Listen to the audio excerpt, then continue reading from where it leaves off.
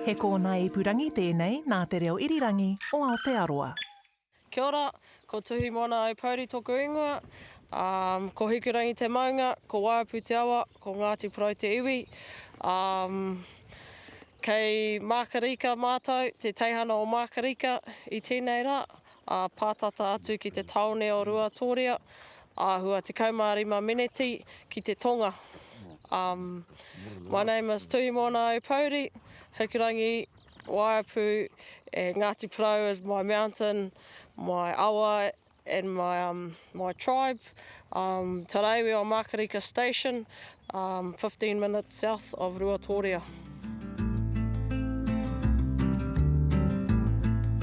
You know you're on the East Coast when you see three things: the ocean, marae after marae, and horses. For our photographer and videographer Fran, it's a whole new world compared to Te Waipounamu landscape she's used to. For me, it's a breath of fresh air seeing endless stretches of pristine beaches with far fewer footprints than back home in Mount Maunganui. And as we wind our way along State Highway 35 to visit Tuhimoana, also known as Rore, we can't help but fall in love with Te Tai Rāwhiti. Kia ora, I'm Āpage Taratua Rangikura. He uri no Ngāti Raukawa, Ngaitirangi, Ngāpuhi me Ngāti Rārua. This is Far From Town, made by Shepherdess and RNZ. Stories of women at the end of windy gravel roads and up remote valleys across Aotearoa.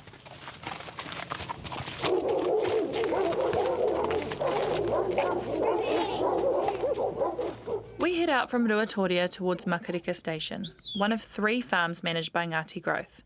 That's the investment arm of Ngāti Porou. We get a sense of the community as we pass Rongohaere Marae and the wee local school. Arriving at the farm, we spot a big red wool shed where we're greeted by Rore and her 9-year-old daughter Arihia. As the station manager, Rore, who is 34, runs a staff of 2 and another casual when they're busy on the roughly 900-hectare farm. It ranges from flats to rolling hills and rugged bush. Looking out beyond the house, you can see Hikurangi Maunga, and if you go higher up on the farm, you'll look down at the Mata River. Though the mahi is hard, it is clear from the get-go that for Rore, farming, training her dogs, and riding on horseback isn't just a job, it's a whole lifestyle that she lives, breathes, and loves. I was on a horse before I could walk. I used to go to work with my dad growing up, and I used to sit in his wet weather jacket. Sorry. That's all right. Yeah, so that's where I started, and then I was going to work with him on the back of his horse, and then I don't know if you know, but if you're sitting with your bum on the horse, on the back of the horse, and the sweat and stuff, you end up with blisters on your backside. So, yeah. Yeah. You got. But that sort of didn't put me off. Yeah. Yeah, that made me want some more. I was hungry for it. Yeah. That's so cool. You must have had like a natural affinity to them then. Oh, yeah. Well, they had a natural affinity for me because I don't think I'd be sitting here if I didn't enjoy riding horses. That's what got me here. Yeah. The closer I am to my horses, the more at home I feel. In fact, she not only breeds, trains, and works her horses, but she's also heavily involved in horse sports. And if you're not familiar with this term, it's something that the East Coast is well known for. Riders and horses compete to show off their skills across different disciplines from endurance to sprint races.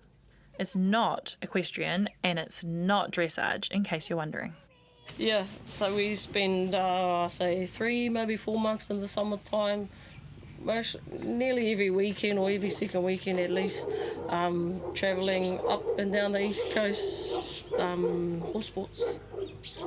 Yeah. That's so cool. What's the horse sports like the traction with that? It's just a good whānau sport. Like, everyone's involved from babies right up to the older guys, kaumatua. Yeah, and then it's just fun. Nice family event where everybody's involved. And, it's, a lot of Māoris are doing it. We've got all these show jumping equestrians, mare to mare happening down the ways. But, we're quite remote here. So we've got to travel at least 2 hours to get to Gisborne. So we go up to Aupouri as well. So there's over 100 horses there. Yeah, and that's from all age groups, from the babies all the way up to the kaumatua papas. There's a few papas around there that give it to us. Yeah. Keep us honest. Oh, we got, a few kids in town there that ride around, even just on dark. I'm like, bruh, come on, bro, go home now. A bit too dark to be riding around, might get hit. Yeah. Yeah, just for safety things, but, they're all out there doing it. And man, they can make some good horses, I tell you that. Arihia, that's Rore's 9-year-old daughter, she's home from school today, and you can tell that she's Rore's daughter. Confident, cheeky, and at home in the saddle. Do you like riding horses, Arihia? Yeah. Yeah? Do you have your own horse? Yeah, I have two. What are their names? Cruise and Jaws. Do you name all of your pets? Yeah. Yeah. Arihia was born in March 2016, and I've been solo since March 2017. Wow. So yeah, 8 and a bit years of her life I've just been me. And help of whānau. Even when Rore was pregnant, she didn't stop work. She did, however, stop riding her horse once she got to a certain point. Reluctantly, though. I was still going to work, however I didn't ride a horse, even though I wanted to, but I just couldn't. I just couldn't bring myself to do that. However, I still went to work, I still mustered on my feet. So I got dropped off up the hill with my dogs and then mustered downhill. All the way to term? Yep. Even on my due date I turned up to work, but then I realised, oh no, I can't do this, I need to go home. The next day I started coming, early stages of giving birth. All right, so she came the next day after her due date? The day I started, getting, what do you call it? Injections. Yeah, all of that the day after, but then I didn't have it till the day after that. Wow. And did you birth her at home? No, so we had planned to just go down the road to Te Puia Hospital and I had her there. It was nice, quiet. Well, it's only a small hospital and it was just only us in there. Yeah. That's so cool. Yeah, I was fit and probably people say I was a little bit nuts, but I still did it. Yeah, still do what I had to do, and I think that's probably why she enjoys what I enjoy as well. Yeah, she was doing it before she was born. When did you start riding horses? When I was 1. Younger than that, mate. I think I first chucked you on a horse, you were 3 months old. Holy moly. Yeah. And then you done your first horse sport season, you weren't even 1 year old. Her papa made her a belt and I ended up clipping her to the saddle. It's probably not ideal, just in case the horse does something, so you're safer to eject. But I just didn't put her on a horse that'll do that. Yeah. When she got a little bit older, then I bought her one of those Kathmandu backpack things. So I was away back at work. I was taking sheep away, pushing her in the pram. Yeah. That's so cool. On grass? No, on the road. Did you have much support? Good whānau support. And I went to work. I did try not to let it settle because then it gives my brain time to think. I just got up and just did me, and then she had to tag along, and then no regrets. Yeah, we're still doing it. Yes, my parents and her dad's parents were around to help me as well, and my siblings. My siblings, yeah, all of them, played a part in raising her. I might not have put my boy on a horse at 3 months old, but I can definitely relate to the challenges of becoming a solo mum when Bub is really young. Having to balance motherhood with work and making ends meet. It does always help having whānau nearby though, and with her parents on a farm just up the road, and all 3 of her siblings still living locally, Rore manages to find her own way to do it, with Arihia coming along for the ride. Did you grow up here? Yeah, I was born and bred here. I went to school down here, same school for 13 years, Kura Kaupapa in Ruatoria. Te Waiu, she's attending it now. Yes, I spent 13 years there, and after that I spent a year down south in Balclutha. I went to farming school. Yeah, so I done a year there, and then I come back home and started working. Did you always want to farm? Yeah. Yeah. So even like on the weekends, everyone tidies up their houses and stuff. I was gone. So I left my siblings and my mum next minute. They're wondering where I was. Yeah, I was gone, and I'd come back just after lunch, just after everything's still tidy. Yeah, no, it was mean. We didn't have much. We weren't rich in money, but we were rich in love, rich in, everything. You just got to get out and make the most of what's there. Just because we're, rural and looks like there's nothing around, but there's heaps of things around. So you just go for a tutu and learn from your muck-up, really. Yeah. Cool. And your parents? Oh, my parents just lived on the other side of the Waipu Bridge. You would have come past their house. Yep. Are both your parents, do they both whakapapa Māori? Yes. Yeah. Yep, they whakapapa back to here, Ngāti Pro. Yeah. My mum's, just from down here, and my dad's from out Reporua. Alright. And so your dad, did you say your dad was also... Yeah, he's a farmer as well. His father was a farmer, so it's just, he pretty much passed down knowledge. But he got knocked back with cancer a couple of years ago in his throat. So he's got a trachea in at the moment. And his breathing's not too flash, but that's his way of life at the moment. So he's slowed right down.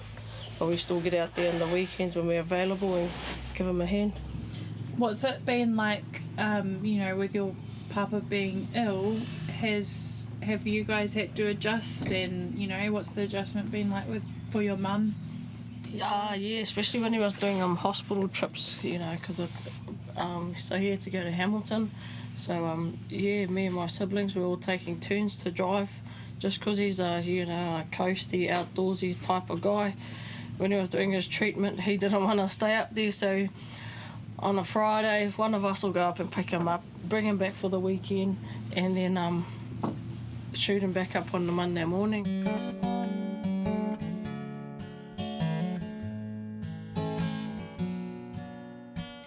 Yes, I've got an older sister and two younger brothers, but I probably had I've got a good connection with all of them. My sister left, she went to boarding school when she was 13, so from pretty much then on she sort of left the house, but she'd still come back. So the brother younger than me, we're only a year and 2 weeks apart, so we were pretty close growing up, competing all the time. Even till now we still sort of compete. He races with us at the horse sports too, and we always neck to neck, him and I. Growing up, pretty cool. Yeah, but he used to be on the farm as well, and do exactly the same as what I'm doing. He enjoyed that, but then he found another, because where he was working with the old man, it was just him. I think he just needed a change, and he's enjoying what he's doing now. He's driving trucks, but he still hasn't left the farming side. He still comes back and has a jam at everything. Yeah.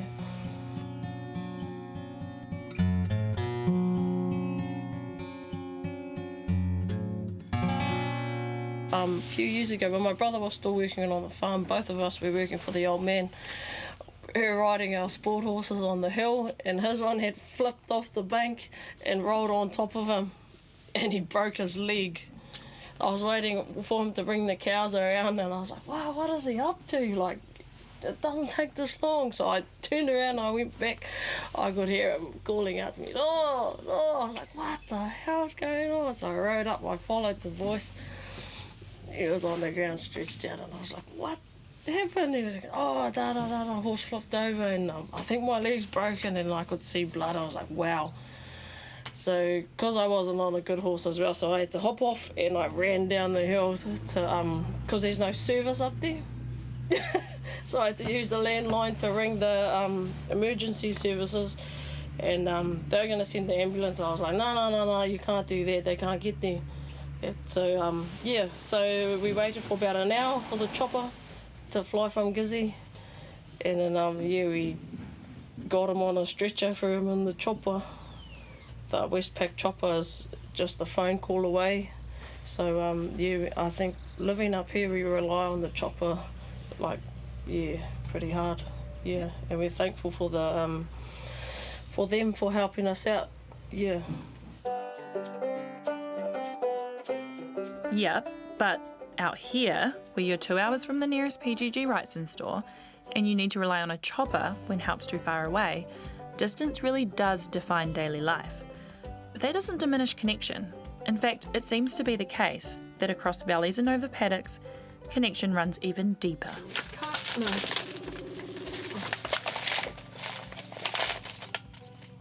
Oh, What are you up to? I'm listening to you talk on your deck. Are you up to? That's Kelly, Rore's nearest neighbour. Her house is about 100 metres away, and you can see it from Rore's back deck, where we spent a lot of time chatting this afternoon, not realising that we could be heard from Kelly's place. That's how quiet it is here. Do you want to come up? Oh, okay. I'll just tie my dogs up. Bring those up too. Bring all my dogs up here. Oh, if you want to.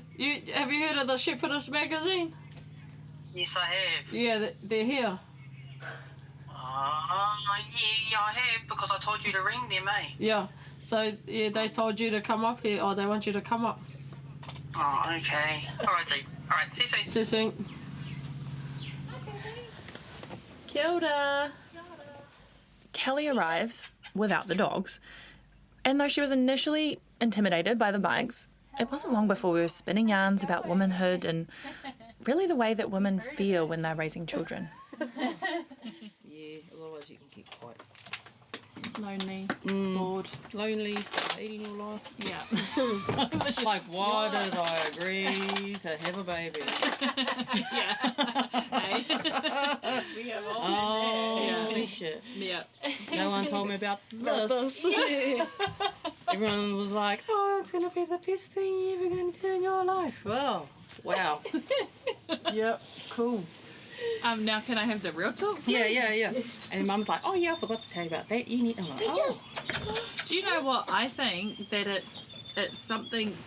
You know how you get baby brain and you forget, like you look back at the days and you actually forget what it was like. And I reckon that's how something scientific in our DNA that's done that, so that gets we into forget. your brain, you forget how hard it was. And then you have more, And you're like, and then you're like, why? Why did I do that again? Yeah. Like, like my one was, he was a beast when he was born, and then before you know it, he wanted 2 boobs.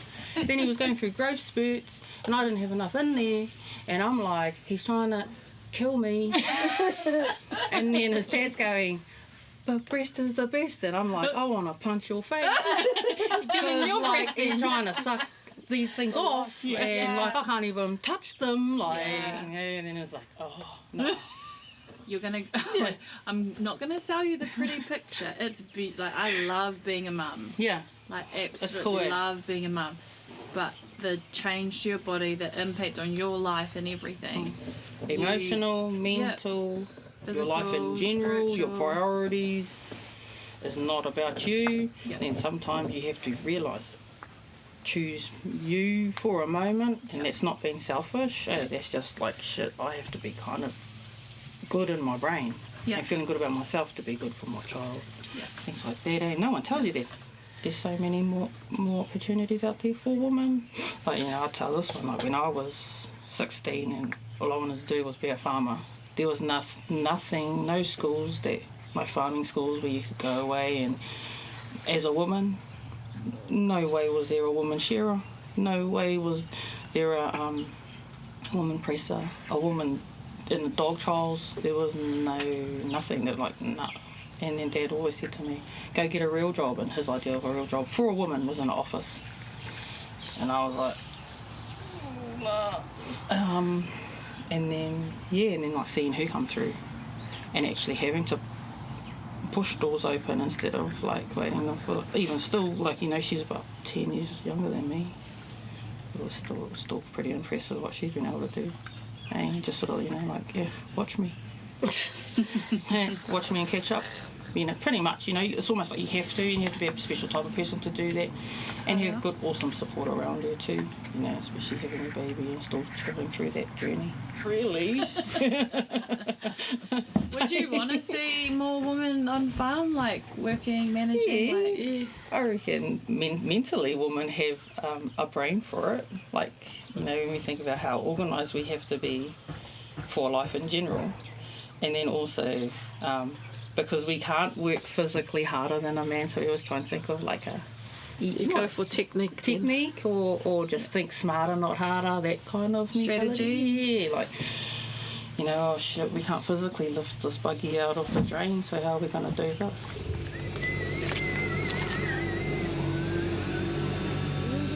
Speaking of perceptions, when we rocked up to the station, there was a dude at the stable who I'd assumed was either Rore's partner or brother. Turns out it was neither. Rore has been in her role as station manager at Makarika for just over a year now, and as a young Māori wahine, that's a pretty rare position, as Kelly alluded to. The tāne was actually one of her 2 staff members, and we don't see much of them, as it seems they're making sure they have plenty to do out on the farm to avoid the mics. I don't know if that's a farmer thing or a coastie thing, but I'm certainly noticing a mic avoidance trend across most of our episodes. So I work for our iwi farm, Ngāti Pro, for Ngāti Growth Pākiro Farms, but this place is called Makarika Station.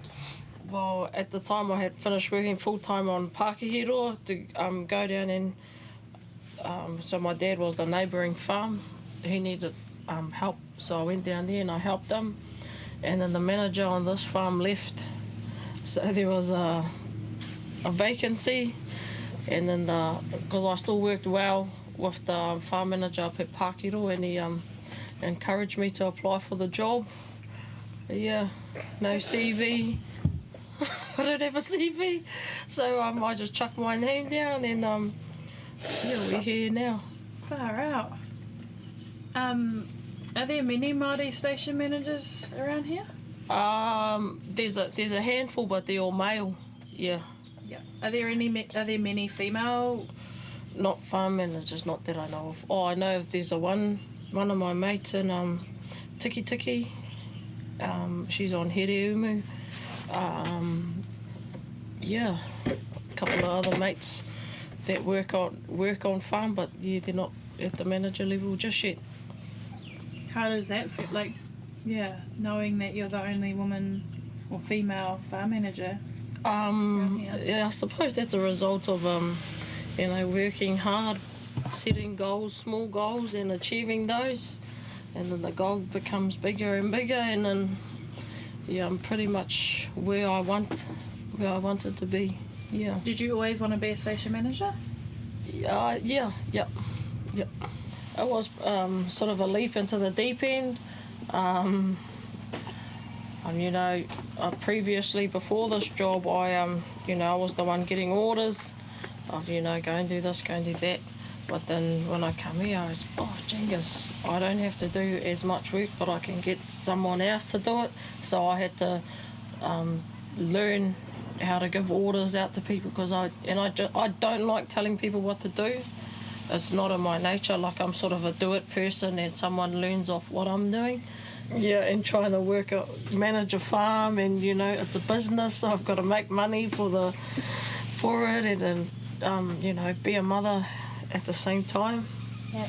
Yeah, and then I got to try and catch a break when I can. Might be on the weekends, not highly. It doesn't always work out like that, but I do find time, to balance everything else. If it's not balanced out, then something's got to give. Something's got to suffer, and I don't want that to happen, so I just, take time and rely on my workers to cover that farm bit for me. Yeah, we'll pretty much go up by that tank. You get good views up there. So it's like beef and sheep. How many sheep and cows do you reckon you'd have? I'm running about, say, 2,200 ewes, and they're all sort of starting to lamb now. This is what we've planned, and I've got about 170 odd in-calf cows, but I also do a lot of fattening, finishing stock over the summer months. So what's a day look like for you? Like what time of the day do you start? On the summertime I could start 4:30 in the morning, easy, and then I sort of work up till when it gets hot, because you got to care for your dogs and everything. They can get heat exhaustion and just pretty much drop. So you got to even for the sheep and the cattle, they can get, it's just too hot for anybody. And then we'll resume again in the evening, finish off and just go to dark. That's the safest way to do it. Yeah. And then in the winter time, because it gets a bit cold, we might just do the office hours from 8 or 9 o'clock and then knock off about 3-4 o'clock in the afternoon. Yeah. There's no separation between work and leisure for Rore. Her work days are often spent on horseback, and so is her downtime, whether it's riding on the farm, competing in horse sports, or even breeding horses. It's all about horses. I do breed horses. It started off with my dad. He realised that we had a thing for horses. We loved horses, the connection. So he had some mares, and then he started breeding them. Got a couple of quarter horse stallions, so we crossed our horses with quarter horse, because we enjoyed racing, doing the horse, sort of like barrel racing, like the rodeos type of buzz. So that's the sort of racing we do, and we just had to get a bit of spark in what we had, and the quarter horse did it for us. The first cross, however, for the mahi side of things, they're a little bit soft for that, but because we've crossed them over with our station or hearty or mares, they can sort of just cut the mustard. But sport-wise, they're all right. No, I've got a couple of young ones. They're yearlings, so they're only sort of a year old, up and coming mahi horse, sport horse, whatever, anything really.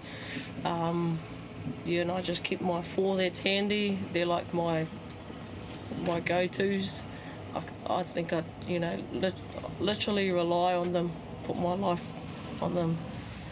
How many dogs do you guys have? I've got 8 working dogs and a little house mutt. Do you guys breed or just... We tried breeding, but we breed a lot of duds. So we sort of stopped.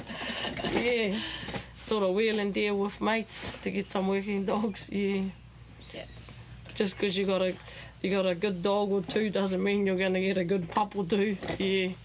Yeah, as I said, I don't think I'd be sitting here if it wasn't for my horses and my dogs. Yeah.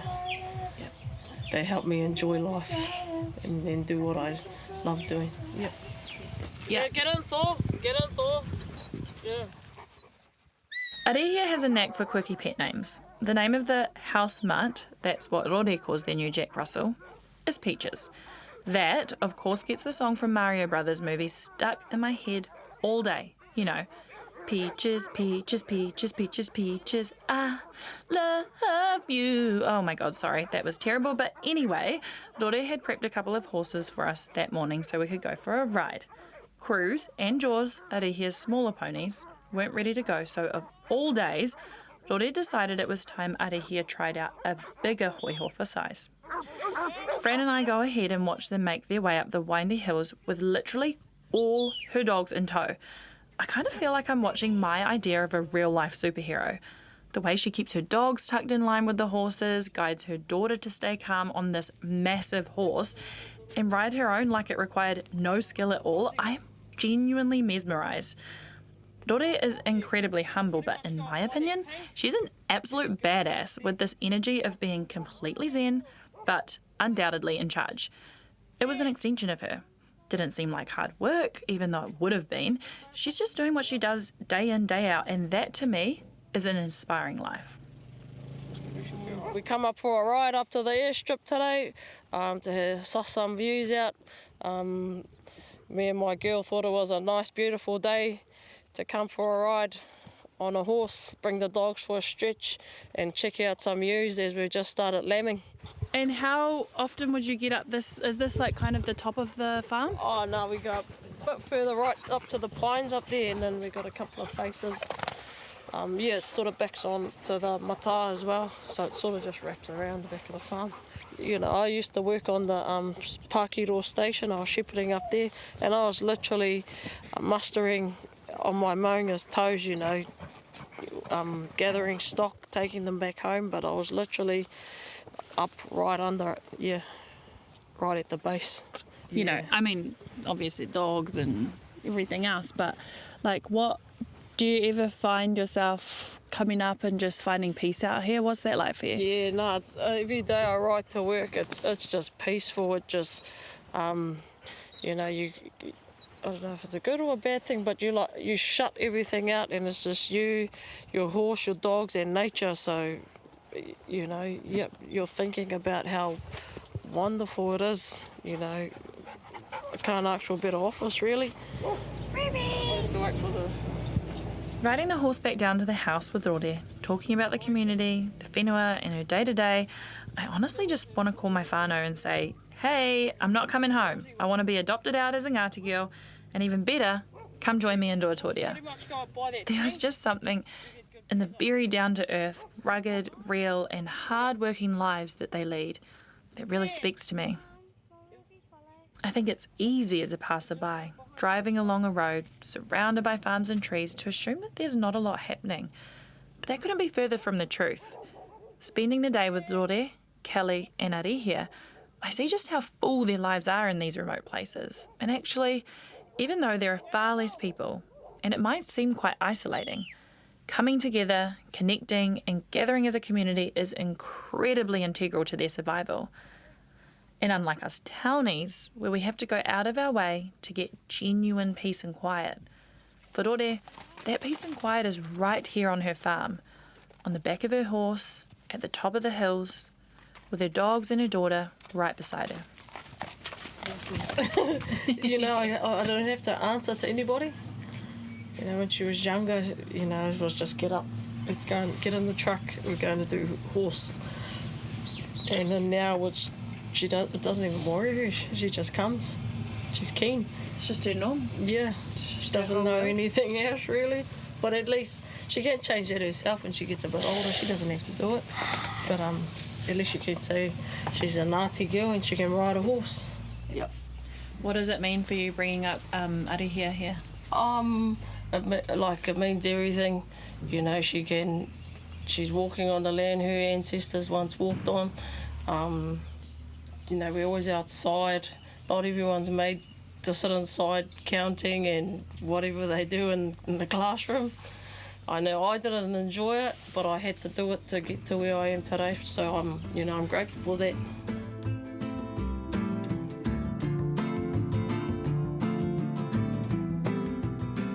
It's a special feeling, really. It's hard to explain, but I just take it in, and you know, it always sits in the front of my head, my brain, that, you know, my tupuna walked this whenua, and I'm walking it now, and so is my daughter. I'm happy. I'm bringing my girl up here. I've got everything. I've got everything I need. I've got everything I enjoy. Just being outside, even in the rain, like you'd find me out there rolling around in the mud, or riding my horse. That's where I'll be.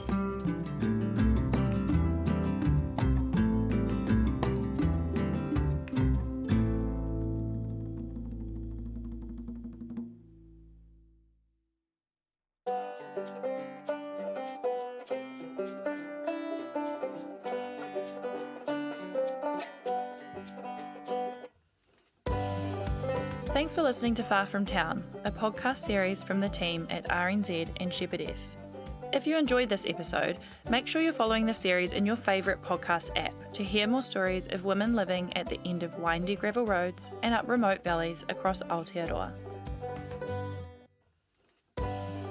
A heartfelt thank you to Rore and Arihia Aupouri, who welcomed us in, shared so openly and gave so generously of their time.